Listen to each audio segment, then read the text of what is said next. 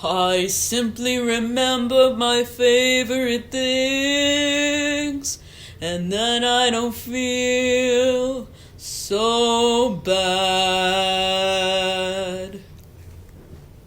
Hi guys, welcome back to the Charming Analysis podcast.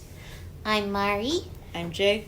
And today we're going to be talking about the sound of music. You're one of my favorite things. And so are you.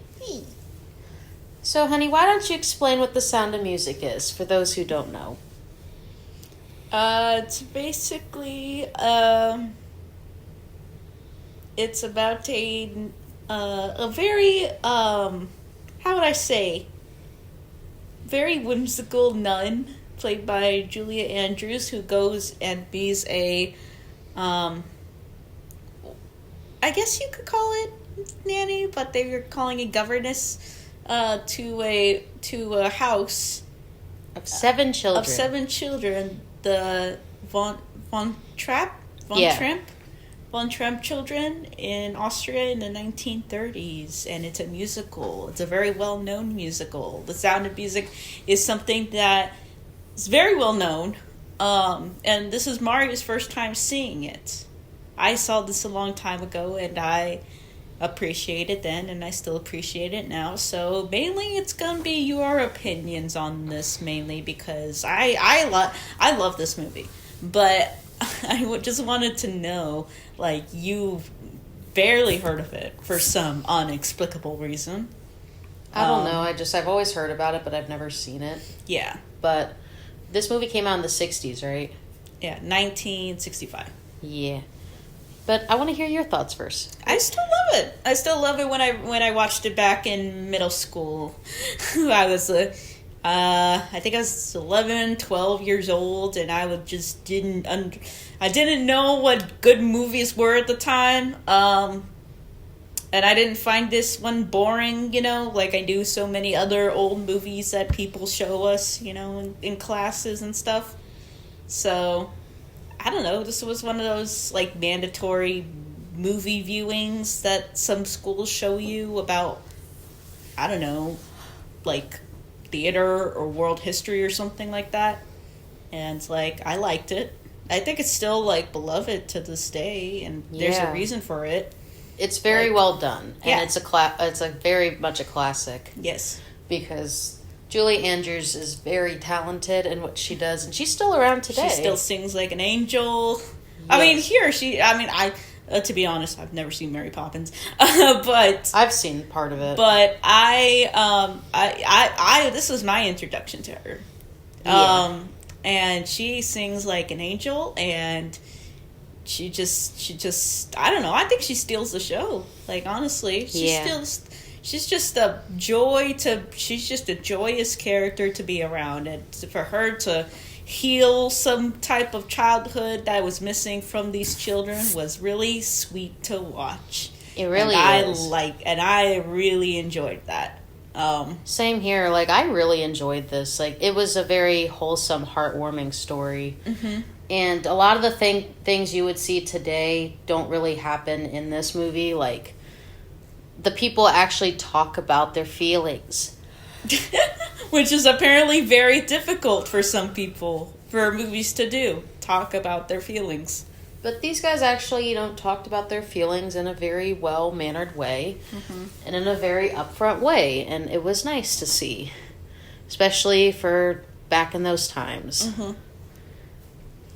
But yeah, like, this movie executed everything very well. The music also looks very good. Very good for it being in the 60s, and it's literally 2024, and it still holds up. Yeah. Like, the backgrounds look beautiful. Like, the singing is honestly beautiful. I love the songs in this. You've heard part of these songs before in passing, right? Yeah, like, I've heard some of these songs. I just didn't know they were from this. Yeah. And it's just, I don't know, it's just nice to see a movie that I don't think is dated. I don't feel like it is. Like, I feel like it still holds up to this day. To be honest, it's like, it's just really nice to see a movie that people can, like, appreciate from this time period. I know there's good movies throughout since the beginning of film, but I don't know. Like movie musicals in general. Like, it's just nice to see an old one that's still good.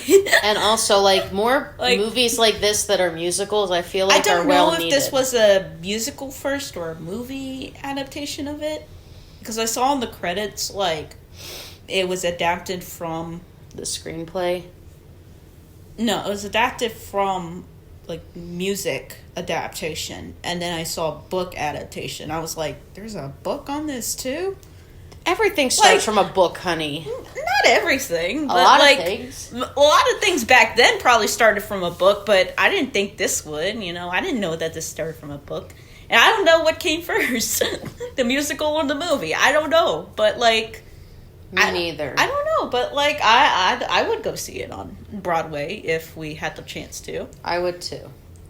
But I am curious. Do you feel like that if this movie ever got remade, who do you think would be in it? Oh, God. No, don't even think about that right now. Well, they would have remade it. They would have remade it so many times by now. I wouldn't be surprised. They would have remade it at some point. They would have... I don't know why it hasn't been touched. There has to be a reason. There has to be a reason. But, like... I don't know. Maybe because it's just such a personal story. Maybe it's such a cult classic that no one wants to touch it, and they're scared it's going to be tainted. Maybe there's, like, different adaptations of, like, inspired by The Sound of Music. There probably is. Like, I don't know. I think Mary Poppins is kind of, like, a little bit inspired by something. Didn't Mary Poppins come in first, though? I don't know which came first. I don't know. But, no, that was one of their first. Mary Poppins came first, I believe. I'm not entirely sure. I don't remember. But it's still really good, and it definitely still holds up to this day. I don't know what came first, but no, this was back when Julia Andrews was still very young, and was very, very talented back then. Like, obviously, like... Does she still do anything nowadays? Or? She mainly does, from what I looked up, she mainly does voice roles now. Okay. Which, she's 88. She has the right to never do anything else in her life again. Yeah. If she literally captured fucking Mary Poppins in a bottle, that's a role she's gonna be remembered centuries for, so I wouldn't be surprised. But yeah, like, what was your favorite part about this? I liked the whole movie in general. I really loved when she was teaching the kids to sing, like, in the mountains. That was honestly really pretty. With the do, re, mi, fa, sol, la, ti, do, like, sequence and stuff, that sequence was, like, the best part of the film. Which is, like, a kid's first introduction to rhythm, I believe. Music? Yeah, because that's just the motif that you use to, like, whenever they teach you notes, is, like, that particular song. So... Which I think is a good thing to have. I don't know. I didn't know you had that in your music class. But I certainly did. My goodness. I definitely did. I just don't remember much about it. But I really did thoroughly enjoy this. Mm-hmm. It's one of the better older movies you showed me. Uh-huh. Well, like, if this was in black and white, I would have also enjoyed it. Because a lot of, like, the really old movies, like, minus this one, like... Anything from, like, the 50s back, I'm kind of more, like, about, depending on what it is. No. But I like stuff from the 50s onward, mostly. You are tired as fuck right now. I'm not tired. You are tired. We are recording this at 1 in the morning, and Mari is tired. They go to bed at 2, so they need their sleepy EB time. Shush. But I'm fine. No, you're not fine. I don't know. It's just a classic for a reason, man. I can't fault it now. Like, watching it 10 years later, I'm like, damn, it still fucking holds up. I gotta eat my words. Well, do you feel like, but yeah, like you said, you feel like it holds up to this day. Mm-hmm. I'm actually surprised that you think it holds up to this day, because I feel like it does too, genuinely. And you've never seen it. Yeah. And if I have, it's been a very long time. Like, I don't remember if I have ever, but I don't think I have. It's hard to tell anymore what stuff I've seen and what I haven't seen, because a lot of stuff is inspired from one another at this point, to where I don't even know if anything has ever been done before at this point. So it kind of depends. You know what I mean? Mm-hmm. But I did thoroughly enjoy this. I did think it was really good. And, like, I'm genuinely surprised that... I'm surprised this never got remade, but I'm kind of glad it didn't get remade, because... What could you remake from this? Like, it's set in a time period. That's true. And, like, I don't know what you can do. And also, like, it does have the whole, like, World War II plot a little bit. Yeah. Like, near the end. But I feel like the movie would have... Do you feel like that plot added anything to it? Because personally for me, I feel like that didn't really add anything to the movie. I feel like they just did it to pad out time. I don't know. It could have just been about, like, let's watch this family do better. I don't know. It was a way to end the movie. But I don't know. I don't think it did, like... I don't think it, like, did anything to, like, lessen the experience. Yeah, like... I just thought it was just a way to end the movie, and, like... Probably. You're in Europe in the 1930s. What the fuck do you think is gonna happen? I know, but, like... Does that always have to be a plot hole? I don't know.